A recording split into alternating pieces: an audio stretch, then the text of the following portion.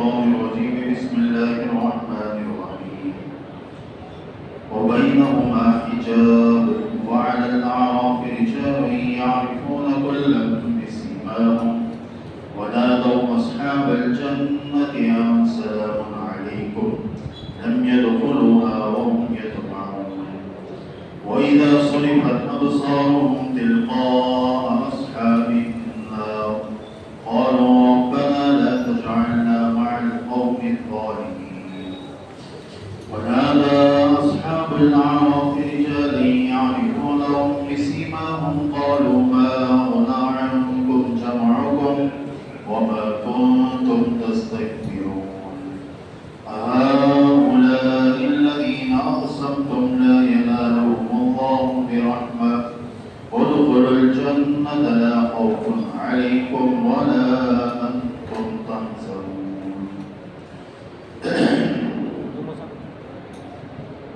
وبينهما حجاب اور ان کے بیچ کے اندر ایک آڑ ہوگی، پردہ ہوگا، دیوار ہوگی. وعلى الأعراف رجال يعرفون كلا بسيماهم اور اعراف پر کچھ لوگ ہوں گے جو پہچانیں گے ہر ایک کو اپنی نشانیوں کے ذریعے سے. وَنَادَوْا أَصْحَابَ الْجَنَّةِ أَنْ سَلَامٌ عَلَيْكُمْ اور پکاریں گے جنت والوں کو کہ تم پر سلامتی ہو. لَمْ يَدْخُلُوهَا وَهُمْ يَطْمَعُونَ وہ اس میں داخل نہیں ہوئے ہوں گے حالانکہ وہ اس کے طلبگار ہوں گے، امیدوار ہوں گے. اس آیت کریمہ کے اندر یہ اگلی آیت کا تتمہ ہی ہے جو اوپر گزری آیت ہے، جو اوپر سے تذکرہ چلا رہا ہے جنت و جہنم والوں کی بات چیت کا. جہاں اللہ سبحانہ و تعالیٰ جنت اور جہنم ان دونوں کے اندر رہنے والوں کو ایک دوسرے کے منظر دکھائے گا اور آپس میں بات چیت کرنے کا موقع بھی دیا جائے گا. آگے اللہ سبحانہ و تعالیٰ فرماتے ہیں کہ وَبَيْنَهُمَا حِجَابٌ ان کے بیچ کے اندر ایک دیوار ہوگی، آڑ ہوگی، جس کو سورہ حدید کے اندر بھی اللہ سبحانہ و تعالیٰ نے بیان فرمایا ہے. باطنُهُ فِي الرَّحْمَةِ وَظَاهِرُهُ مِنْ قِبَلِهِ الْعَذَابُ کہ ایک سور ہوگی، سور کہتے ہیں دیوار ہوگی، سور لہو باب، اس کے اندر دروازے ہوں گے. اس کے اندر کیا ہوں گے؟ دروازے. بیچ کے اندر ایک دیوار حائل ہوگی، جنتی اور جہنمیوں کے بیچ کے اندر، اور اسی دیوار کے اندر سوراخ ہوں گے. سوراخ سے بولت کھڑکیاں ہوں گی، دروازے. اس کے اندر سے وہ ایک دوسرے کو دیکھیں گے. بسور لہو باب باطنُهُ فِي الرَّحْمَةِ وَظَاهِرُهُ مِنْ قِبَلِهِ الْعَذَابُ. اکثر جو قرآن کریم کے اندر اکثر جگہ کے اوپر اللہ نے اس کا تذکرہ کیا ہے، تو یہ حجاب ہوگا ان کے بیچ کے اندر. وعلی الاعراف اعراف کے اوپر کچھ لوگ ہوں گے. اب اعراف جس کا تعلق اسی صورت سے، اس کی بنیاد پر اس صورت کا نام رکھا گیا ہے سورہ اعراف. اعراف کا تذکرہ پہلے بھی آ گیا اور مختصر روشنی اس کے اوپر بھی ڈالی کہ اعراف اس جگہ کو کہتے ہیں جو جنت اور جہنم کے بیچ کے اندر ہوگی. ایک اونچی جگہ ہوگی، ٹیلا ہوگا، جہاں اللہ سبحانہ و تعالیٰ کچھ بندوں کو رکھے گا اعراف کے اندر. تو ایسے لوگ وہاں ہوں گے جس کا حساب یعنی نامہ اعمال برابر سرابر ہوا ہے، نیکیاں اور بدی دونوں برابر سرابر نکلے ہیں. ایسے لوگوں کو اعراف کے اندر رکھا جائے گا. ایسے لوگوں کو کہاں رکھا جائے گا؟ اعراف کے اندر. ایک وہ لوگ ہوں گے کہ جو بالکل پکے سچے مومن ہوں گے، جس کا نامہ اعمال کا پلڑا بھاری ہو گیا وہ ان کے لیے جنت کا فیصلہ ہو جائے. اور ایک لوگ ہوں گے جو بالکل منکر ہوں گے، کافر ہوں گے، جن کا نامہ اعمال بالکل جو ہے گناہوں سے بھرا ہوا ہوگا. ایسے لوگوں کے لیے بھی فیصلہ واضح ہو جائے گا کہ بھئی یہ جہنمی ہے. لیکن کچھ لوگ ہوں گے جو برابر سرابر ہوں گے، جن کی نیکیاں بھی برابر ہوگی اور بدیاں بھی دونوں، مطلب ایک طرف جھکاؤ نہیں ہوگا، نہ نیکی کا پلڑا جھکے گا نہ برائی کا پلڑا جھکے گا. تو ایسے لوگوں کو اللہ کہے گا کہ ان کو رکھو بھی، پہلے ان کا حساب ختم کرو، پہلے جنت و جہنم والوں کا حساب ختم. ان کو ایسے لوگوں کو وہاں رکھا جائے گا، اور جہاں لوگوں کو رکھا جائے گا اس کو اعراف کہا جاتا ہے. اس کو کیا کہا جاتا ہے؟ اعراف. اور یہ اتنی اونچی جگہ ہوگی کہ وہاں سے جنت بھی نظر آئے گی اور جہنم بھی نظر آئے گی. دونوں کے بیچ کے اندر ہوگی، دونوں کے بیچ کے اندر یہ جگہ ہوگی. اللہ کے نبی صلی اللہ علیہ وسلم کی حدیث ہے، علامہ ابن کثیر نے تفسیر ابن کثیر کے اندر اس آیت کے ذیل کے اندر بڑی خوبصورت حدیث نقل فرمائی. اللہ کے نبی صلی اللہ تعالی علیہ وسلم سے صحابہ نے پوچھا کہ یا رسول اللہ صلی اللہ علیہ وسلم اعراف میں کس قسم کے لوگ ہوں گے, کون لوگ ہوں گے اعراف میں؟ اللہ کے نبی صلی اللہ تعالی علیہ وسلم نے جواب دیا کہ اعراف کے اندر وہ لوگ ہوں گے جو اپنے ماں باپ کے منع کرنے کے باوجود اللہ کے راستے کے اندر نکلے اور شہید ہو گئے. اعراف کے اندر وہ لوگ ہوں گے جو اپنے ماں باپ کے منع کرنے کے باوجود اللہ کے راستے کے اندر نکلے اور شہید ہو گئے. سمجھ میں آ رہی کوئی بات؟ ایک تو یہ کہ ماں باپ کی نافرمانی یہ بھی گناہ, ماں باپ کی نافرمانی یہ گناہ ہے, اور اللہ کے راستے میں نکلے شہید ہو گئے یہ ثواب کی چیز ہے. ایک گناہ بھی ثواب بھی, دونوں چیزیں برابر سرابر ہیں. دونوں چیزیں کیا ہے؟ برابر سرابر ہے. ایسے لوگ اعراف کے اندر رکھے جائیں گے, ایسے لوگ وہاں رکھے جائیں گے اعراف کے اندر, وہاں سے ایک دوسرے کو دیکھیں گے, وہاں سے ایک دوسرے کو دیکھیں گے. وَنَادَوْا أَصْحَابَ الْجَنَّةِ أَنْ سَلَامٌ عَلَيْكُمْ, اور وہیں سے جنت والوں کو سلام بھی کریں گے. وہیں سے کیا کریں گے؟ پکاریں گے سلام علیکم, کہ تم پر سلامتی ہو, تم پر کیا ہو؟ سلامتی ہو. لم يدخلوها وهم يطمعون, حالانکہ وہ ابھی جنت میں داخل نہیں ہوئے ہوں گے, جنت میں ان کا دخول نہیں ہوگا, لیکن وہ جنت کے امیدوار ہوں گے, طلبگار ہوں گے. کیسے لوگ ہوں گے؟ ان کو امید ہوگی اللہ کی ذات سے کہ اللہ ہمیں جنت کے اندر ہی داخل کرے گا. وہاں سے کھڑے ہو کر اوپر ٹیلے کے اوپر سے لوگوں کو سلام کریں گے, سلام علیکم. جنت والوں کو کیا کہیں گے؟ سلام علیکم. بھائی تم تو خیریت سے پہنچ گئے, ایک نظر کرم ادھر بھی, ایک نظر کرم ادھر بھی, کہ ہمارے اوپر بھی تھوڑی نظر کرم کرو کہ ہم بھی وہاں آ جائے. تو یہ جو سوچ کے وہ سلام کریں گے کہ تم پر سلامتی ہو, تم پر کیا ہو؟ سلامتی ہو. تم تو اللہ کی سلامتی کے اندر آ گئے, اب ہمارے لیے دعا کرو کہ ہم بھی وہاں تک پہنچ جائے. یہ ہوں گے. وَإِذَا صُرِفَتْ أَبْصَارُهُمْ, لیکن جب یہ اپنی آنکھوں کو پھیریں گے, جب اپنی آنکھوں کو پھیریں گے تِلْقَاءَ أَصْحَابِ النَّارِ, جہنم والوں کے اوپر ان کی نگاہ پڑے گی. قالوا, تو یہ لوگ پکاریں گے رَبَّنَا لَا تَجْعَلْنَا مَعَ الْقَوْمِ الظَّالِمِينَ, کہ ہمارے رب ہمیں ظالموں کے ساتھ نہ فرما. جنت والوں کو دیکھیں گے تو تمام پیدا ہوگی, اندر جانے کا شوق پیدا ہوگا, لیکن جب اپنی نظروں کو پھیریں گے اور جہنم کے عذابات کو دیکھیں گے, جہنم والے لوگوں کو دیکھیں گے, تو پھر یہ دعائیں کریں گے وہیں اعراف کے اوپر کھڑے ہو کر کہ باری تعالیٰ ہمیں ظالم قوم کے ساتھ نہ فرمانا, کہ ہمیں جو ہے جنت کے اندر داخلہ عطا فرما دے. وَنَادَى أَصْحَابُ الْأَعْرَافِ, اگر اللہ سبحانہ و تعالیٰ فرما دے کہ اعراف والے پکاریں گے رِجَالًا يَعْرِفُونَهُم بِسِيمَاهُم, ان لوگوں کو جو پہچانے جائیں گے اپنی نشانیوں سے. قَالُوا مَا أَغْنَىٰ عَنكُمْ جَمْعُكُمْ وَمَا كُنتُمْ تَسْتَكْبِرُونَ, اور کہیں گے کہ کیا فائدہ دیا تمہیں تمہاری جماعتوں نے.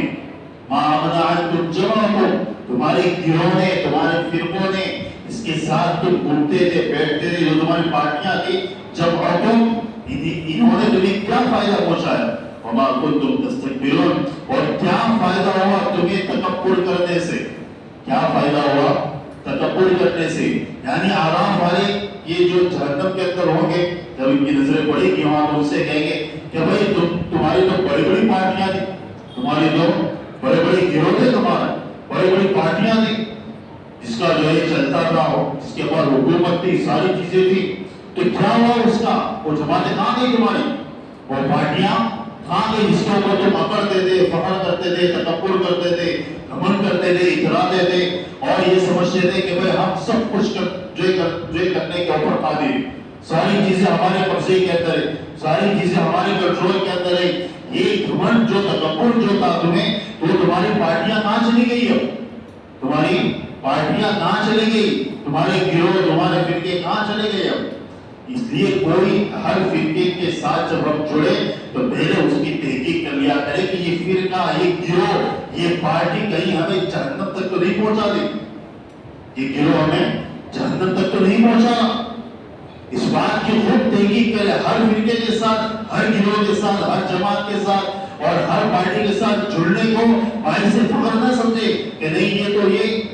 حالانکہ جو پارٹیاں ہوتی ہیں ان کے جو لیبل ہوتے ہیں بڑے عجیب و غریب ہوتے ہیں اور بڑے آدمی کو لبھانے والے ہوتے ہیں. کبھی بعض نام رکھ لیتی ہے اپنا کہ بھائی اہل قرآن ہے. بعض پارٹیاں کیا نام رکھتی ہے اپنا کہ بھائی اہل قرآن, تو لوگ سمجھتے ہیں کہ بھائی یہ تو قرآن والے. یہ کون لوگ ہیں کہ یہ قرآن والے, یہ تو ماشاءاللہ قرآن ہی کو مانتے, قرآن ہی کے اوپر فیصلہ کرتے, قرآن ہی پر عمل کرتے.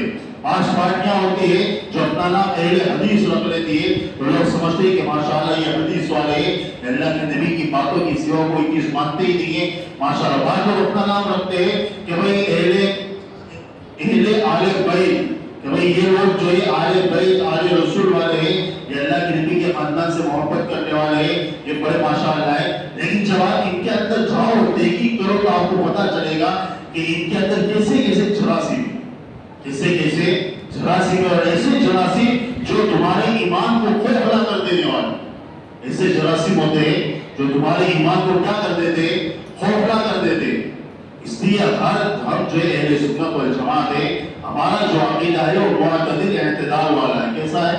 اعتدال والا ہے. ہمارے یہاں ساری چیزیں اللہ کا قرآن بھی ہے, اللہ کی حدیث بھی ہے, اور صحابہ کرام رضوان اللہ تعالی علیہ اجمعین کی سنتیں بھی ہیں. ساری چیزیں ہمارے. ایسا نہیں کہ بھئی ایک چیز کو پکڑ لیا ایک چیز کو چھوڑ دیا. قرآن کو پکڑو حدیث کو چھوڑ دو, حدیث کو پکڑو صحابہ کو چھوڑ دو, صحابہ کو چھوڑو اہل بیت کو پکڑ لو. نہیں, ساری چیزوں کو مان کر چلنے والا اور ساری چیزوں کے اوپر عمل کرنے والا دنیا کے اندر اگر کوئی واحد فرقہ ہے تو وہ صرف اہل سنت والجماعت. وہ کون سا ہے؟ اس بات کو ڈنڈے کی چوٹ کے اوپر بولو, اس بات کو کیا کرو, ڈنڈے کی چوٹ کے اوپر بولو. اس لیے کہ جب تک تمہارا عقیدہ مضبوط نہیں, پختہ نہیں, اس وقت تک تم کسی کی بھی جال میں پھنس سکتے ہو. اس وقت تک تم کسی کی بھی, ایک اکیلا آدمی بھی انسان کو گمراہ کر سکتا ہے اگر اس کے پاس نالج نہیں ہے, اگر اس کے پاس علم نہیں. اس لیے ہمیں ہمارے مذہب کا اور خصوصاً اہل سنت والجماعت کا علم ہمارے پاس ہونا چاہیے کہ بھائی میں اہل سنت والجماعت کا ایک فرد ہوں, اس کا علم میرے پاس ہونا ضروری ہے, اس کا علم میرے پاس ہونا ضروری ہے. اس کو جانو, تحقیق کرو. اس کی تحقیق کر لینے کے بعد آدمی تسلیم کر لے تو پھر وہ گمراہ نہیں ہوتا, اس لیے ایسے لوگ دنیا کے اندر بے شمار لوگ ہیں. دنیا کے اندر بے شمار لوگ ایسے جو الگ الگ نام رکھتے ہوئے انہوں نے اور الگ الگ پارٹیاں بنائی ہوئی ہیں, الگ الگ فرقے بنائے ہوئے ہیں. ان کے لیبل بہت سارے اچھے ہیں لیکن اندر سے جو بالکل کھوکھلے. اندر سے کیسے؟ بالکل کھوکھلے. آپ ان کے اندر اتر کر دیکھیں گے, جھانکیں گے, پرکھیں گے تو آپ کو پتا چلے گا کہ کوئی تو ایسا ہے جو صحابہ پر تبرہ کرتا ہے, کوئی ایسا ہے جو اللہ کے نبی کے ازواج کے اوپر تبرہ کر رہا ہے, کوئی ایسا ہے جو خود حدیثوں کے اوپر تبرہ کر رہا ہے, کوئی ایسا ہے جو اللہ کی قدرت کے اوپر تبرہ کرتا ہے. یہ بہت ساری چیزیں آپ کو ملے گی دین کے اندر. دین کے اندر بہت ساری چیزیں آپ کو ملے گی. اس لیے ہر فرقے کے ساتھ, ہر پارٹی کے ساتھ اور ہر گروہ کے ساتھ جڑنا یہ ہمارے لیے ضروری نہیں ہے. ہم ان چیزوں کو فالو کریں گے جن چیزوں کو فالو کرنے کا اللہ نے ہمیں حکم دیا ہے اور پیارے آقا جناب محمد رسول اللہ صلی اللہ علیہ وسلم نے ہمیں حکم دیا ہے, علیکم بسنتی و سنت الخلفاء الراشدین. یہ بھی ہے تمہارے اوپر میری سنت بھی ہے اور میرے خلفاء راشدین کی سنت پر بھی عمل کرنا ہے. یہ بھی دین کا حصہ ہے. یہ بھی کیا ہے؟ دین کا حصہ ہے. اس لیے جو ہے اپنے آپ کو مضبوط رکھے. مضبوط کس چیز کے اوپر رکھے؟ اللہ کے حکموں کے اوپر اور پیارے آقا جناب محمد رسول اللہ صلی اللہ علیہ وسلم کی سنتوں کے اوپر. اس لیے اللہ کے نبی صلی اللہ علیہ وسلم نے کیا فرمایا کہ بھائی بہت سارے فرقے ہوں گے, کامیاب فرقہ کون سا؟ کامیاب فرقہ کون سا؟ کہ ما انا علیہ و اصحابی. اللہ کے نبی سے پوچھا گیا کہ بے شمار فرقے ہوں گے دنیا کے اندر, تو کامیاب فرقہ کون سا ہوگا؟ تو آپ نے اس کی وضاحت فرما دی بالکل شارٹ کے اندر کہ ما انا علیہ و اصحابی, جس پر میں ہوں اور میرے صحابہ, جس پر میں ہوں اور میرے صحابہ ہیں. تو اگر کوئی آدمی یا کوئی فرقہ ہو یا کوئی جماعت ہو سیدھے سے صحابہ کا انکار کر دے, آپ اس کو صحیح کرنا نہیں, اس کو صحیح کہا جا سکتا ہے کہ اس نے بالکل صحابہ کو بڑھا لیا اس کے اندر, بالکل صحابہ کو ہی ختم کر دیا. جو صحابہ اسلام کی بنیاد ہے, اس کے اوپر جو اسلام کی عمارت کھڑی ہے, اگر صحابہ کو بیچ میں سے ہٹا دو پورا اسلام دھڑام سے گر جائے گا. پورا اسلام کیا ہو جائے گا؟ دھڑام سے گر جائے گا زمین کے اوپر. اس لیے کہ اللہ کے نبی تک پہنچنے کے لیے صحابہ سب سے بڑا واسطہ صحابہ کیا ہے؟ سب سے بڑا واسطہ ہے. تو آپ اگر کسی صحابی کے بارے میں کچھ سنو یا کسی صحابی کے بارے میں کوئی غلط الفاظ سنو یا کوئی بری بات سنو تو اپنے تک محدود رکھو، خاموش ہو جاؤ. کوئی زیادہ بکواس اس کے اوپر نہ کرو، اپنی زبان درازی نہ کرو، اس لیے کہ ان کے لیے تو اللہ نے بشارتیں سنا دی. تم اپنے ان کے بارے میں بول کر اپنی زبانیں خراب کر کے تم خود جہنم کے مستحق بن جاؤ. تم کیا ہو جاؤ گے؟ اب دنیا کے اندر بہت ساری چیزیں چل رہی ہیں، دنیا کے اندر ایسی چیزیں چل رہی ہیں. آج ہمارے ذہنوں کے اندر، ہماری جو نئی جنریشن ہے اس کے ذہنوں کے اندر عجیب عجیب سوالات پیدا ہوتے ہیں صحابہ کے متعلق. اس کے متعلق صحابہ کے متعلق سوالات پیدا ہوتے ہیں. انہوں نے اس طریقے سے کیا، انہوں نے اس طریقے سے کیا. یہ کیا آپس کی لڑائیاں تھی؟ ان سے ہمارا کوئی تعلق نہیں ہے اور ان کے بارے میں تمہیں پوچھا نہیں جائے گا کل قیامت کے دن. اس کے متعلق کل قیامت کے دن تمہیں سوال نہیں کیا جائے گا کہ بھائی جنگ جمل کے بارے میں بتاؤ کیسے ہوئی تھی، جنگ صفین کے بارے میں بتاؤ کیسے ہوئی تھی، حضرت عائشہ اور حضرت علی کی لڑائی کیسے ہوئی تھی، حضرت علی اور حضرت معاویہ کی لڑائی کیسے ہوئی تھی. یہ ساری باتوں سے تمہارے عقیدے کا کوئی تعلق نہیں. ساری باتوں سے تمہارے عقیدے کا کوئی تعلق نہیں ہے اور تمہیں اس کے متعلق پوچھا نہیں جائے گا کل قیامت کے دن. تمہیں تمہارے ایمان کے متعلق پوچھا جائے گا. تمہیں کس کے متعلق پوچھا جائے گا؟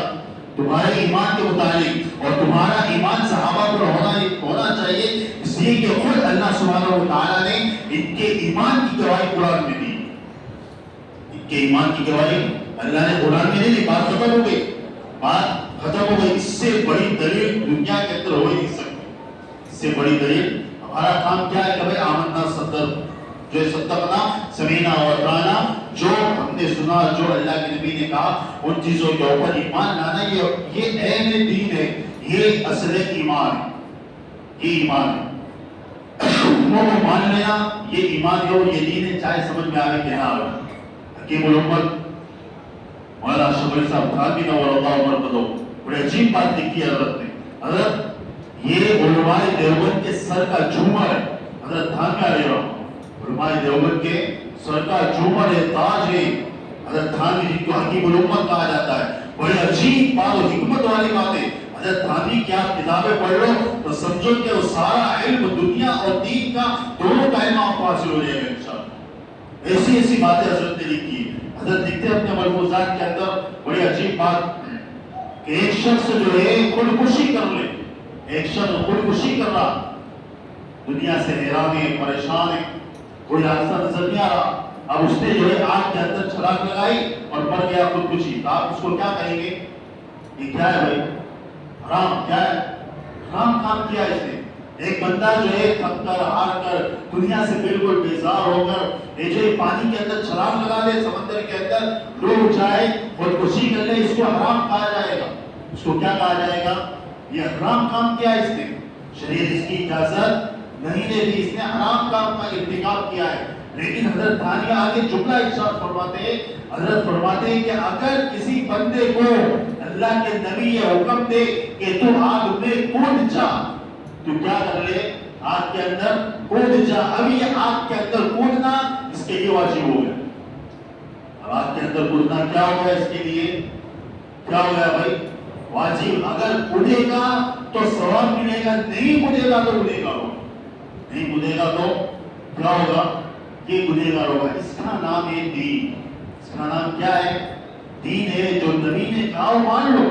جو نبی نے کہا اس میں عقل مت کراؤ کہ بھئی یہ کیا ہوگا، اللہ کے نبی نے مجھے کیوں حکم دیا آگ کے اندر کودنے کا. نہیں، اب یہ تمہارا کودنا واجب ہو گیا اور تمہارا کودنا آگ کے اندر کیا ہو گیا؟ واجب ہو گیا. اب یہاں کودو گے تو ثواب ملے گا، نہیں کودو گے تو گنہگار ہوگے.